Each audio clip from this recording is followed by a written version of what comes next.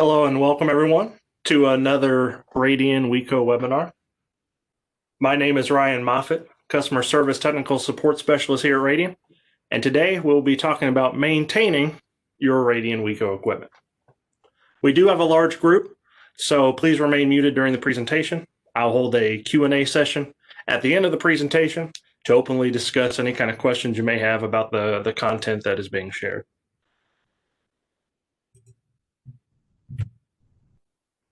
Please note, I do have a webcam and we'll be also showing some slides during this presentation.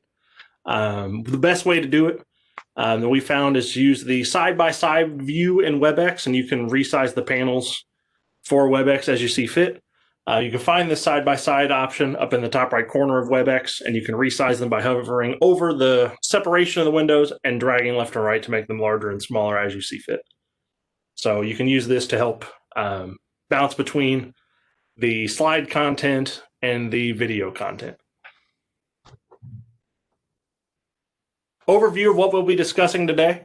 A bit of hardware maintenance, going over what to maintain and how to maintain our test boards. And I'm also going to touch on the Bantam Plus and the ARM17 in today's webinar. We're also going to discuss software maintenance. Hardware is one part of a larger picture, and software encompasses a lot of what we do as well. So we're going to be discussing how to update your software, maintain that software, is also firmware for specific piece of hardware and how we get firmware updates for through software. And then at the end, discussing equipment certification, calibration of the equipment that you'll see here today and all of our Radian WECO equipment. So with that, I'm going to transition over to the video section. And in front of us here, the first unit I'm going to be talking about is my 4150X here. The tips and tricks I'll be showing today on how to clean and maintain this test board go across our 4000, our 4000X, 2000 series, 8000 test boards, and our MQBs as well. All of this is valid for that, for these test boards and the application. So the main thing that we're going to want to show off and discuss when we're talking about maintenance of the test board is the socket itself. This socket here provides voltage and current to any meter or device under test that you may want to use with the test boards themselves. So with that, we want to make sure that we maintain and clean and regularly monitor the cleanliness of the socket here. One way to do that, the main way to do that, is with some isopropyl alcohol and either a Q-tip or a non-abrasive cloth. With that, you can douse your Q-tip in some isopropyl alcohol, not too much. You don't want to soak it, but enough to remove any kind of dirt and debris. What we'll be focusing on here on maintenance side is we want to make sure the socket shield, the green printed circuit board that's in here, is nice and clean, as well as the meters and the devices under test that we're going to be plugging in and out of the socket have a nice solid contact to both the current jaws and our voltage pins. So with my lightly soaked Q-tip, we can go and clean off the contacts of the voltage pins here at the front and make sure those make a nice solid contact to any of our 9S meter forms. Anything that uses these front voltage pins, calibration adapters, and such, we can make sure all of these are nice and clean so make a nice contact. The other part as well, and the main part, are these current jaws. As we're sliding meters in and out, so they've come from the field, dirt, dust, debris, grime, can all get built up inside of these current jaws. And about every 100 meters or so, you may want to go in, do a quick swab of the current jaw. So I can take my Q-tip in here, get inside of that jaw all the way to the back, and clean it out, wipe it off, and remove a lot of that dirt and debris that may get up inside of the current jaw themselves. So cleaning out all 6 of these as we go across, maintaining a good connection to our devices that we're plugging into the socket is imperative. Another part that falls inside of maintenance is maintaining these screws here on the socket shield. And what I mean by that is, to the right of each current jaw, you will find a gold screw. These gold screws act as a voltage contact to the socket.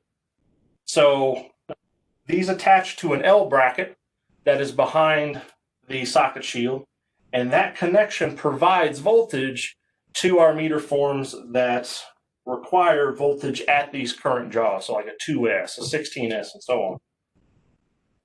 So with that being said, on our newer test boards, they are gold Phillips head screws. And we can go ahead and take a Phillips head screwdriver, go in, tighten these up, and make sure that these are fairly tight. Because these act, again, as the voltage contact for our test board. On some of the older 2000 series test boards, you may find these are hex screws. So you can take a hex screwdriver and tighten them up just as if it was a Phillips, just like what I'm doing here today. Another thing to monitor on the socket, other than the cleanliness of the voltage pins inside the jaws and the screws, are also going to be these black paddles here. These black paddles at the top, two at the top, two at the bottom, act as a twofold. One, there are meter detection switches. Once the meter feet have pressed in on those paddles, one of those four black paddles, the jaws will close and clamp onto the meter or other device that you plug into the socket. We want to make sure all four of these can move freely and they all trigger our meter release. While I'm doing this, this test board is off. If I had it on, if I'd be pressing this right now, the socket jaws would be opening and closing, and we can make sure that that's doing that by pressing these buttons and make sure our socket is working as intended. Another part of the test board, specifically more the 2000 and the 4000 and 4000X series test boards, is cleaning out any kind of dirt, dust, debris, and grime that may get inside of the test board as well. It's one thing to clean the socket, make sure the jaws are good, voltage pins are good, we make a nice contact, but over time, over the course of years that this product would be in use, dirt and debris can also get inside of the test board. Granted, be a lot less frequent to clean that than it would be the socket itself, but as part of regular maintenance on this equipment, I would definitely say, let's go ahead and clean out the inside of the test board as well. So to do that, we can remove the front panel of the test board and also open up the back door of the test board, both on a 2000 and a 4000 series, and get inside the test board. We can wipe it down again with a dry, this time dry, non-abrasive cloth, and take care to wipe down all the surfaces that may have accrued dust over time. So like a typical cooking show, you would remove the 8 screws on the front, but I have the one holding this one on. So I pre-baked this 4150X to show the inside of it. So as I remove our front panel here, on our 4000X series test boards, we can go inside and wipe down all of the dust and dirt that may have accrued over time. Make sure our socket, again, all around it's nice and clean. Internal components are nice. Get all the dirt, grime, anything that could have fallen down at the bottom of the test board, any kind of meter stabs or the locks that hold the meter cover on, anything like that that may have fallen into the test board, we can then clean out as well. On the 4000 series test boards, we install this guard here to also catch some of that before it falls onto any of the equipment down below. So when you open up the front panel of the test board, you'll find this cardboard guard down at the bottom. With that installed, we can then wipe that off, again, clean any kind of excess particles or anything unwanted out from the test board, and install that back in nice, clean working order.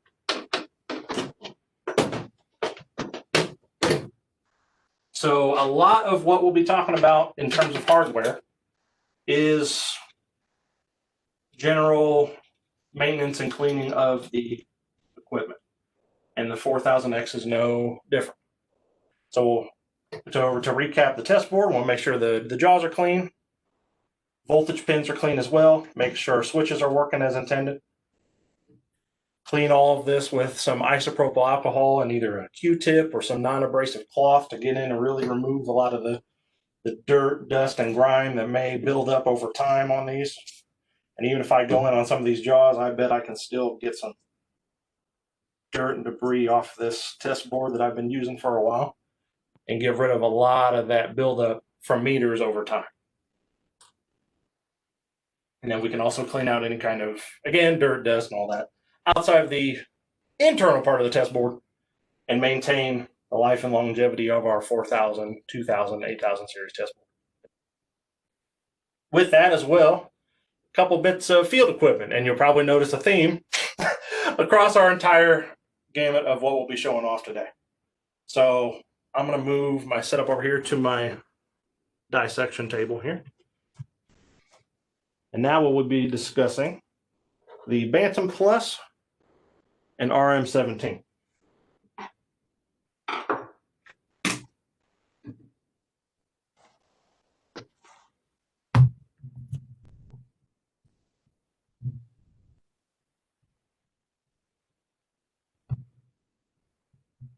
This is always the fun part, mounting my, there we go. So move my nice stand I was using.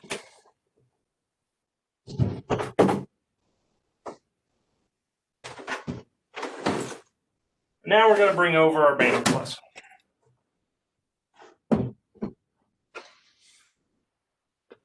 So just like our test boards, Bantam Plus has its own built-in socket as well. And you're going to hear me say a lot of the same stuff for this and the RM17. You probably notice a theme here for the test boards and field equipment. Maintaining our sockets and make sure we have a good connection to and from the devices under test as well as the unit itself. So for the Bantam, just like the 4000X, we have a socket, we want to maintain it. A little different, but the same. So on this socket, difference with this being, this is a removable socket shield that we can then take a look at the under part of the Bantam and ensure that everything's clean down below. So again, just like all the chefs on Food Network, I've pre-baked this thing. I'm gonna pull it out of the oven here. Typically, there's gonna be 5 screws that hold this in place here. These are our hex screws that hold this front panel on. These come out directly from the socket themselves. Once those are removed, so those 5 screws are removed, we can then pull this off and we can get to the main meat of the socket itself. Under this, very similar to how our test boards function. We have connections here for voltage, as well as our current jaws, which also have their own voltage connections. Difference being here, we're going to try to cover up the and address the inside of these jaws as well, and also clean off the voltage connections as well, and make sure, again, dust, debris, grime, make sure this socket is clean, that these connectors have a nice solid connection to any meter spades that are going to be touching this, and also cleaning off the inside part. The other big part of this for the Bantam is, unlike our test boards, the Bantam does not have a solenoid or 2 solenoids that open and close jaws to grab onto meters that you plug into the socket here. Instead, what we have are these sleeves for each jaw.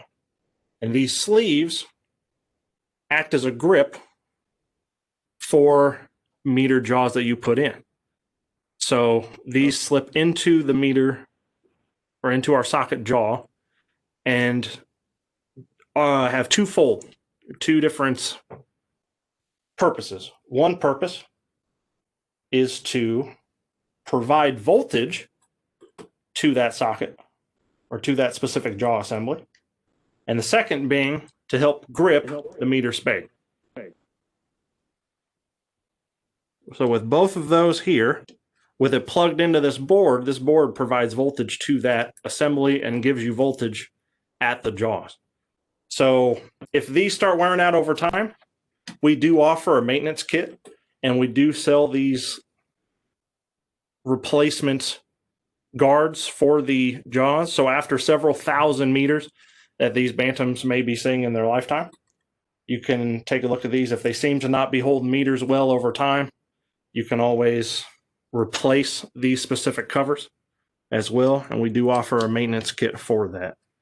But looking at the bantam side of things, we want to make sure that, one, our meters are gripping tight on this, whether it is from these or if we may need to replace those as well. Second, again, taking some of my favorite tools here today for cleaning, some alcohol and some Q-tips, or again, I'm using Q-tips, but you can also use a non-abrasive cloth, something that won't damage anything, that you can wipe down and clean the surface of a lot of what we're seeing today as well.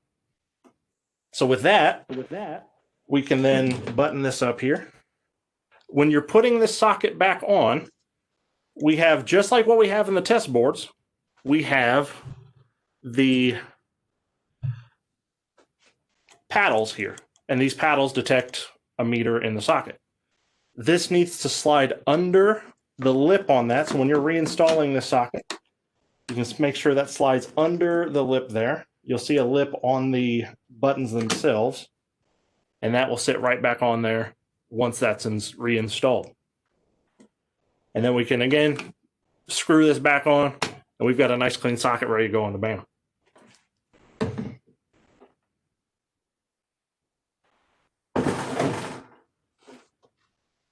And again, bringing over now our RM17. I would put money on, I bet you know what I'm about ready to say, which is going to be where I wanted to address the socket as well in the RM17. Again, all of this is going to be similar, but slightly different. So in this case, the RM17, it's got jaws, and we want to make sure that those are free and clear, especially on the RM17, of any kind of dirt, debris, grime, to clear out any kind of excess burden that may build up inside of this RM17 socket. And again, the joke that's been going on, I have unscrewed this already, but the RM17 socket itself, you'll see these 3 screws here on the side. Once those 3 are undone, this socket shield can be removed from the RM17, and you can then see again the meat of the jaws here inside the RM17. Same kind of scenario, we want to make sure that the internal parts of each one of these jaw contacts free and clear of any dirt, debris, and grime. Again, Q-tip, non-abrasive cloth, and some alcohol usually will do the trick for you, and get in there, make sure all of those contacts are nice and clean. The other big part that some people may not know to this is the RM17 itself is a fused device. If some kind of power surge or faulty meter, etc., trips out this RM17, there are voltage fuses that you can check down at the base here of the RM17. And to access those, you will need to remove this top panel. If you want to get to those fuses, you can remove these 3 posts and take off part of the outer shell of the RM17. With that outer shell removed, you can then check 3 voltage fuses on the posts of the RM17 built in. So as part of, not really part of maintenance, but something that if you do see, one of the biggest scenarios that you may see, hey, I think I've got a blown voltage fuse, is if you have your handheld connected to the RM17 and you cannot connect to the handheld, saying socket adapter not connected. You have power to your socket but can't see it. Well, the socket's not powering up because probably one of those voltage fuses have gone. So removing the front panel and removing these 3 posts, pulling up the socket out of its case, you should be able to get to those 3 voltage fuses as I'm talking about. So again, kind of covering everything.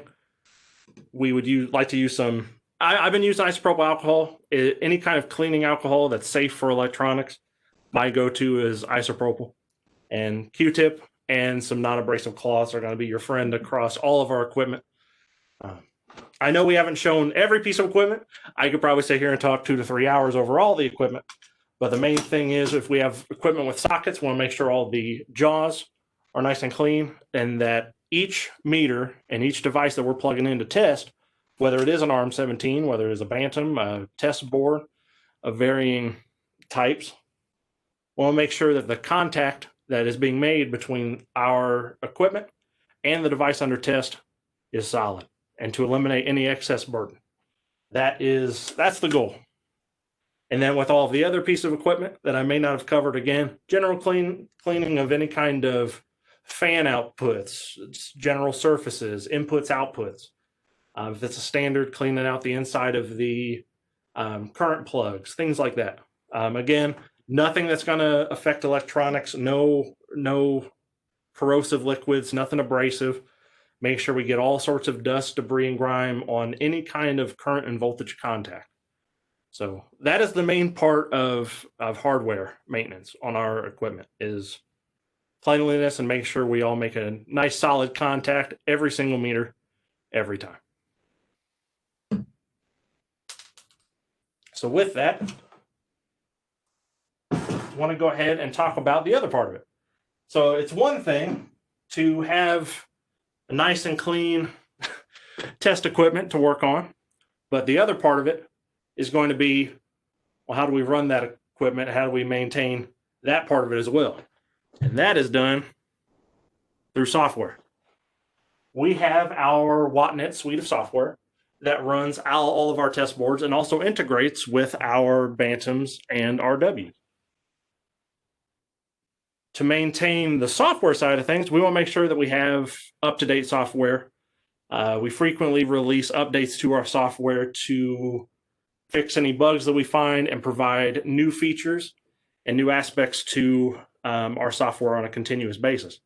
So to make sure that you have the latest release of software and also have the latest builds, features, and firmware for your units, keeping your software up to date is essential. If there is an update, if you open up our WattNet suite of software, you'll likely see a message like this, which I'll show larger here in a little bit. Every time that the software boots up, if you're connected to the internet, it'll ping our server and say, hey, do you have an update available? If not, you'll open up the software like normal, but if it does, you'll see a message that looks very similar to what you see here on my screen here. If this does not show up for you, you have the ability to enable it to check for updates as well. If you go inside of System Options at the bottom left of your software, inside of System Options, there's this option that says automatically check for updates on launch. If your PC is connected to the internet and can ping our server, it will check to see if we've released an update. And if we have, that message will start popping up for you asking, hey, we've got this new version available. Do you want to download it? And allow you to update your software. One warning that we say, just to make sure data integrity is there, and as a safety measure, we also suggest you back up your current SQL server database that runs on WattNet Basic, Express, Limited, and Plus before doing the update, which either yourself, somebody from IT, a database administrator, may be able to assist with before running an update through your entire operation. And then the other part of it is our Winboard embedded software. This Winboard embedded software runs on our Bantam Plus, our RWs, and our Wiis. All three of these run Winboard embedded, and the same story for those. We want to make sure that that software is up to date, have the latest bug fixes and latest firmware release as well for all the equipment. To do that, there is a section of Winboard embedded that allows you to check for updates. Unlike WattNet, it does not ping our server every time you launch the equipment, but instead you have to go out and manually check for updates and download the updates. If you have an internet connection, you can go into the main menu of your software under our utilities option. Under updates, backup, and restore, there's this check for updates button that I've highlighted here. With an internet connection plugged into either the RW, Bantam, or Wii, you can hit that check for updates button. Same thing, it'll ping our server, see if there's an update available to your software. Hit that, it'll automatically update the software for you after going through a couple prompts and get you up to date. Now we live in the 21st century where IT has now permeated itself into the shop, and security is higher than ever. If for some reason your unit cannot be connected to an internet connection, or firewalls blocking the connection, etc., if you don't have an internet connection available to you to update, it is still important that you do update your equipment. If you need to update it or want to update it, and you have no internet connection available in this case, I would say email or call myself and the rest of technical support, and we will provide you the correct links based on what software version you're on and how we can best assist you to get up to the latest version.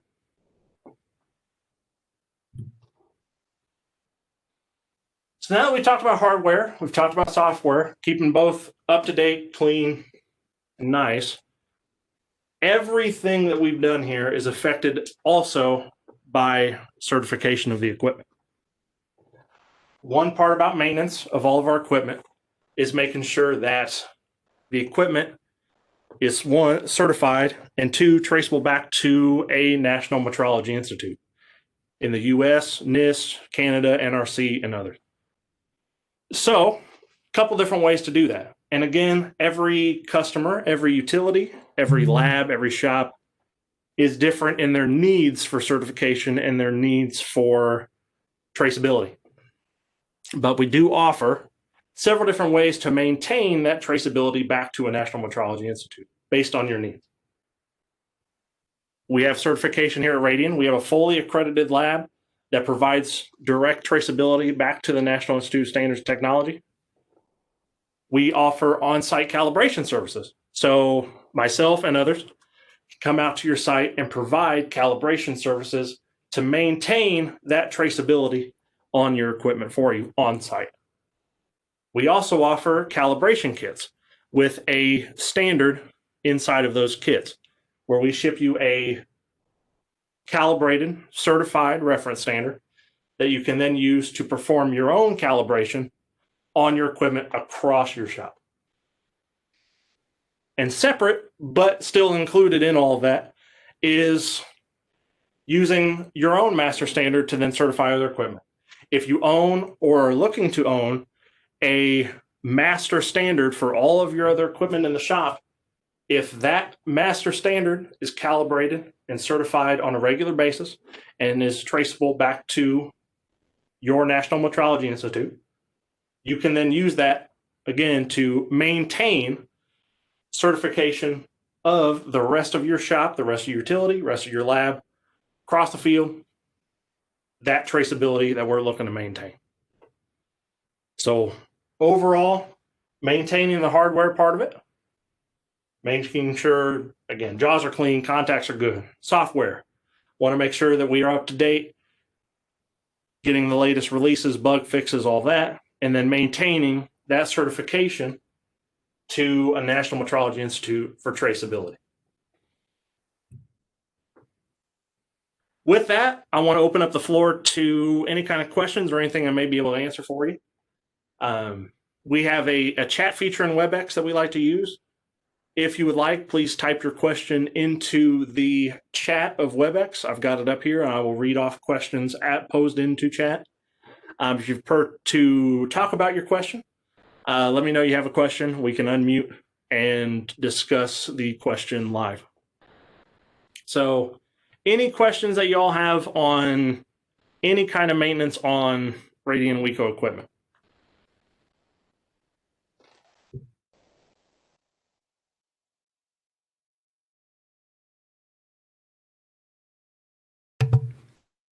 First one I see is, how should we look for firmware updates more specific to the 4000X series test boards?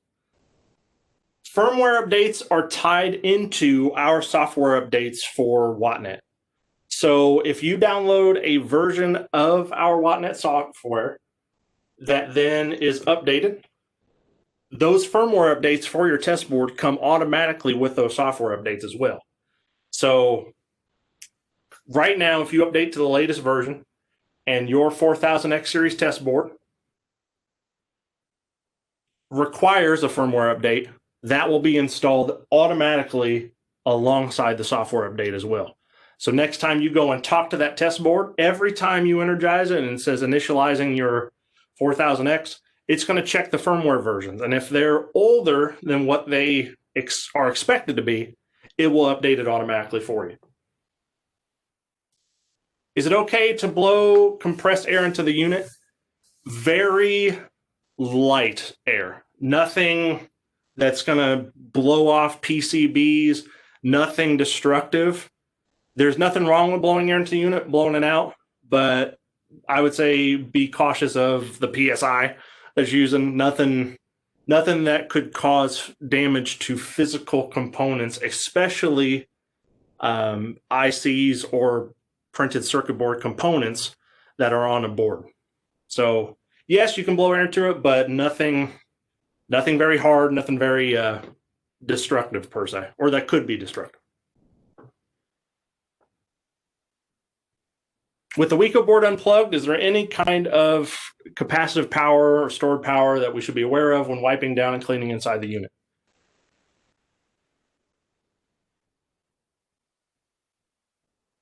To my knowledge, there is no risk at that point when you're going in and cleaning the unit.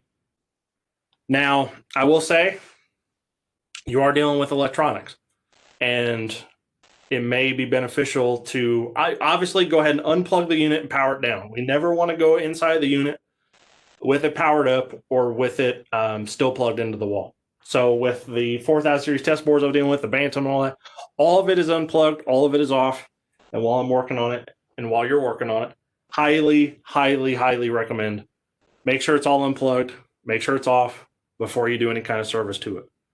Granted, the cloth itself, wiping things down, blowing compressed air into it, should keep you safe. However, if your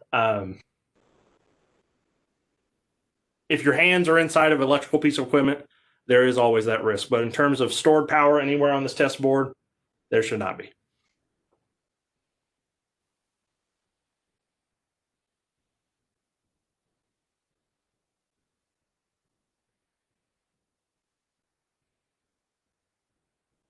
Cleaning the inside of the RW. On the RW side, I thought about showing that off today and then did not show off the RW because inside the RW, there's not much customer serviceable inside of that RW. We don't recommend opening up the behind the front panel of the RW.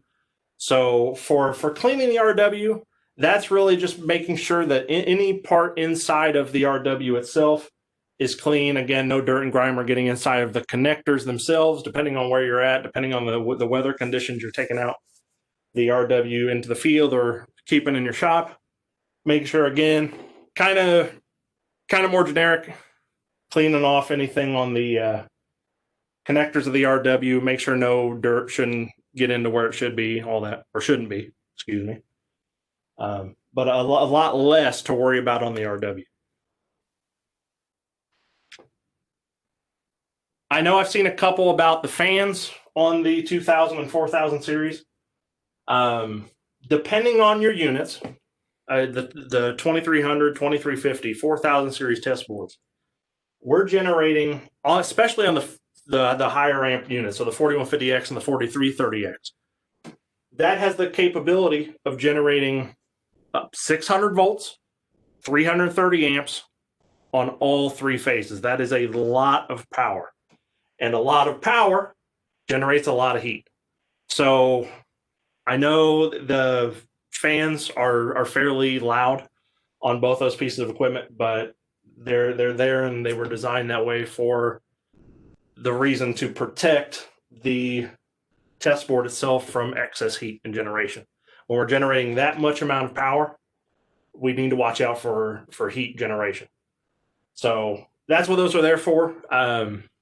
I would love there to be a quiet option, but not in this case.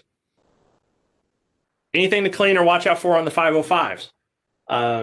Not particularly. And I think I've got one right here I could show off.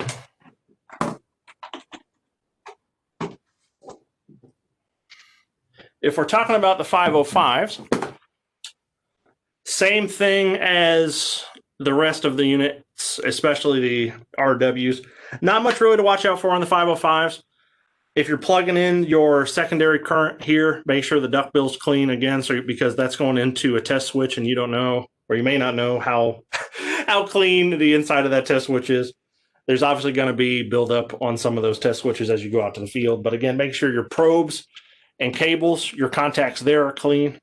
And then make sure, again, depending on where you're carrying this, the voltage and current inputs aren't collecting any kind of dirt and debris. Again, kind of the overarching theme goes right in with the 505, making sure that the contacts and everything on the user side is nice and clean, and we have a solid contact and dirt isn't getting where it should be. Do we need to be concerned about electrostatic discharge to the equipment? Should we be wearing a grounding strap? When you're working on the outside of it, no.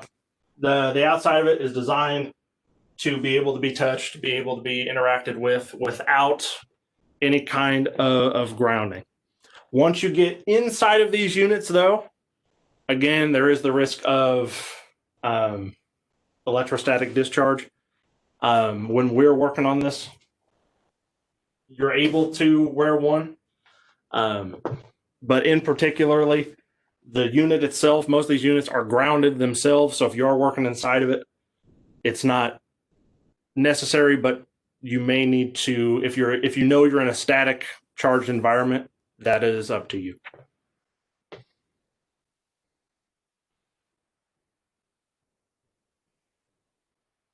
Does the 2350 have a tray to catch stuff from the jaws?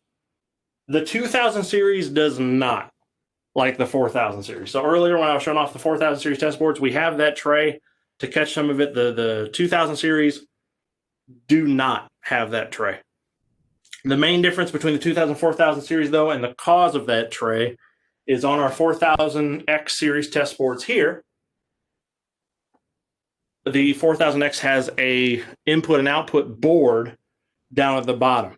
And to help prevent any kind of debris getting onto that board, that tray is there, one, to collect a lot of what may fall in between that very thin gap between the socket shield and the front panel, and also protect that board from any kind of debris.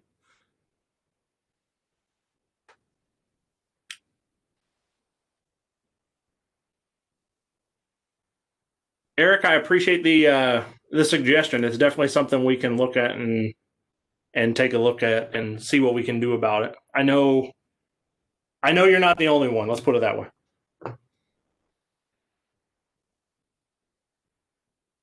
Notice while testing focus meters, the Bantam wants to push the meter out of the jaws. Can the pressure on the jaws be adjusted? No. The pressure on the jaws cannot be adjusted. I'd be curious to see what is pushing that out of the socket. By design, it shouldn't be doing that. So after this, if you have some questions on that and want us to take a look at it, let myself or the rest of our technical support team know, and we can take a look at that specific Bantam issue. Can we make a tray for the 2350, or is it available? It is a possibility. We don't have something currently for that solution, but I can definitely look into it for you if you would like. If the PC disk dies, only in 4330, is there someone I can see to get a new image for a replacement machine? In terms of software and supporting what would go on to a PC, we can get you back up and running if a PC does crash with our software, get things reinstalled and get it back up to speed. However, the best thing is, depending on what Wattnet you have and depending how that goes in terms of IT, how your database is managed, as long as we have or can have access to the old drive that the PC was on, or that the PC had access to, or if the database is stored somewhere else on a server, we can also get that back as well. So for Wattnet Basic, it's a local database. It's on the PC itself. If we have access to those files, we can replace those files, bring them over to the new PC, get that back up and going. If it's stored on an external server for our WATnet Express, Limited, and Plus, we can easily get to that server again and get that resynced up. So yes. RCM be used to test bottom connector meter setup for this. Not on the RM17, no. Any recommendations for cleaning on the RD and RXs? Again, kind of briefly brought this up a little bit, but it's going to be the same story with the RDs and RX reference standards as if I was talking about the RW or the 505 as well earlier. Again, make sure all of our connections are good. I've got an RD here. Granted, this RD is not one of the ones with the plug-in connectors, but again, same thing. We want to make sure that the dust is nice and not on this unit. They have fans on the side. You can wipe off the dust to make sure there's nothing inside of here. And then for the ones, unlike this one, which is one of the bolted current style, the ones that plug in with the 6mm plugs, again, make sure dust, debris, all that is not getting inside of those plugs. And if they are, cleaning those out and make sure we have a solid contact. But for the RD and RXs, that really is the extent of maintenance other than making sure that RD RX is certified to your utilities or labs needs.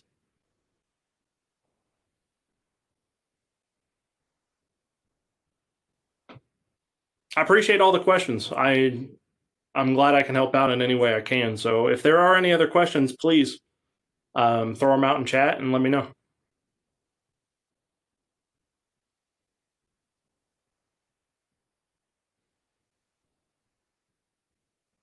Can you send us the updated versions for WATnet where the database needs updated? Absolutely. We have a link I can provide to you. If you, just like the Winboard embedded software, if you would prefer a manual update from us, this next slide will have some contact information. I highly recommend, if you're looking for an update or looking for anything that we can help you with, this email and this phone number that I'll show here in the next slide will be available. And then if you could contact us on there, I can provide some links to you on that.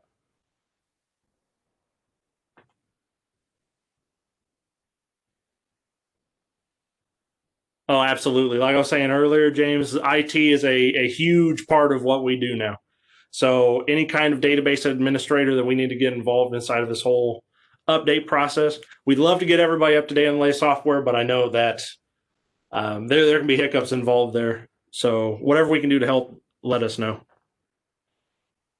And then any way to have access to this presentation? Same thing. If you would like to email me, we should get a recording of this out on our website here in the next day or two once WebEx sends me the recording. This recording will be up for everybody in attendance, as well as available on our website under webinars. So you'll have the slides and the recording of this presentation for later use.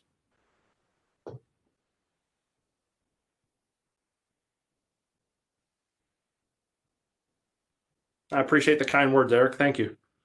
Any other questions that I may be able to answer for you today?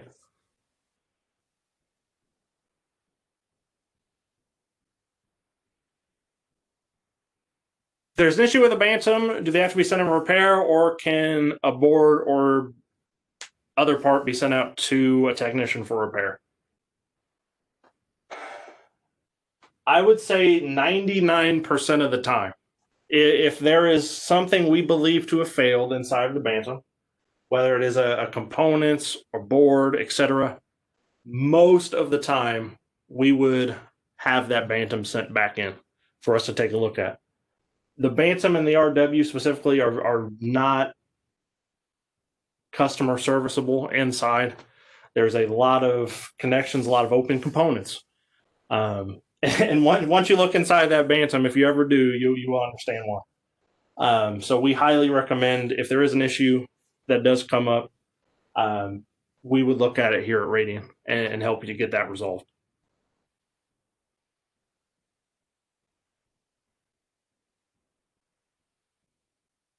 I'll give about 30 seconds or so for any additional questions. Is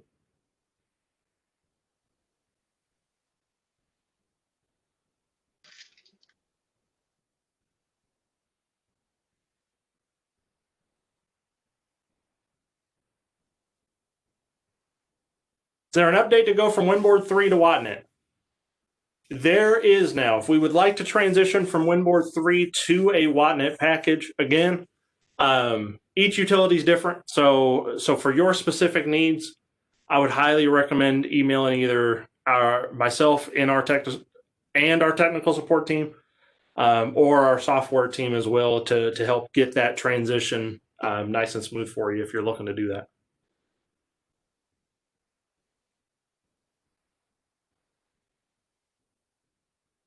And the same goes with anybody out there as well with our WinBoard and WattNet data viewer setup, mostly on the 2000 series test boards, whether it's still running a serial connection or still upgraded Ethernet. One of the two. If you're still running the old WinBoard software, the same goes as well. If we want to transition from that to our new WattNet suite of software, we do have the ability to do so, and we would love to assist with that as well.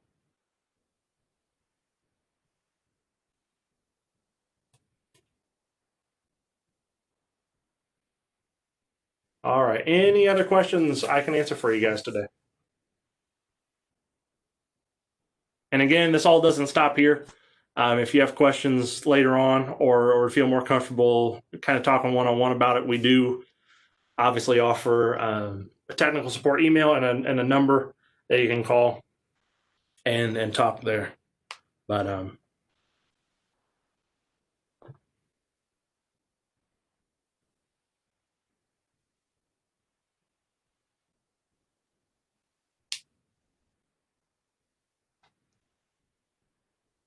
the legacy WinBoard software is no longer supported.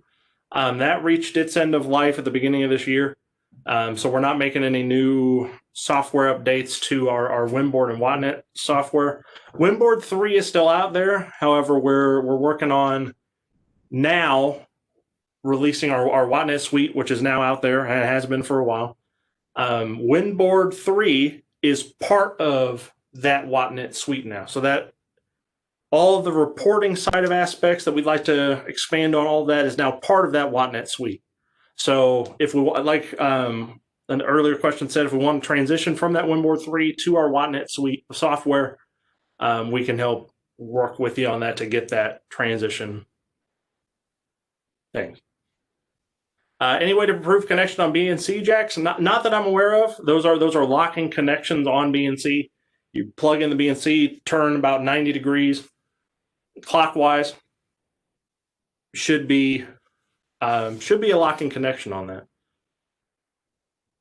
Could we purchase a speaker if the audio no longer works for the 2350? If the audio section of that 2350 is not working over a certain amount of time, the board itself, the push button board and that optics board there on the front is a purchasable board.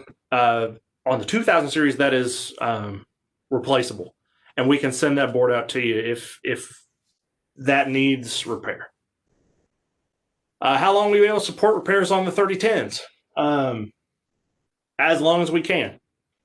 There's no finite date yet of parts or anything like that, but those are fairly old units. We will support those to the best of our ability for as long as we can.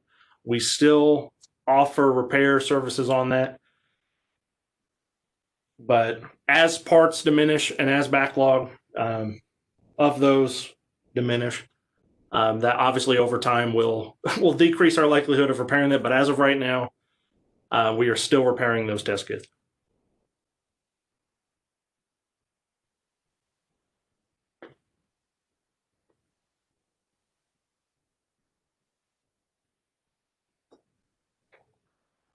All right, a few more seconds.